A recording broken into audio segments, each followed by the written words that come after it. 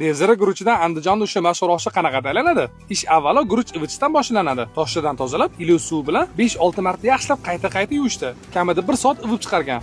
Endi qozonga olovi yoqib, dumbalarni sosagan bo'ladi. Vodiyni devzira oshi dumba yog'isiz bo'lmas ekan. Navbat piyozga. Tillarang ko'rinishga kelgandan keyin qo'yi maydalangan sog' va qo'l qismlari solindi. Biroz tuz sepib, 10-15 daqiqa yaxshilab aralashtirdilar. Mana endi oshi arzandasi sariq va qizil sabzi bilan biroz tuz go'shtga hamroh bo'ldi. Yana yaxshilab aralashtirib, birga bir miqdorda suv solindi. Yarim soatcha o'tib, olov baland qilib, guruchlarni qizib turgan qozonga mehmon qilamiz. Toshkent oshpazlari guruchni 2-3 marta ag'darishgan ko'rgandim. Vodiylik oshpazlar bu jarayonni 4-5 marta amalga oshirishdi. O'zi devzira guruchi parhezbop va tez hazm bo'ladi deyshadi. Unda nega devzira oshi ommalashib ketmagan deb so'rasam, bu guruch boshqalariga qaraganda kamyob va narxi jihatdan qimmatroq deb aytishdi. Va nihoyat devziradan bo'lgan oshimiz ham tayyor. Ko'rishlari antiqa-ya, mazasi qanaqaga? Mazasiga kelsa yegan eng zo'r oshim deya olmayman-ku, lekin maqtashga arziydi. Oshni po'rsasi 47 ming ekan. Sizga qaysi osh yoqadi? Izohlarda fikrlarni qoldiringlar. Bu joy Andijon Alovjon osh markazi. Aniqlab aytsa, Telegram kanalda bor.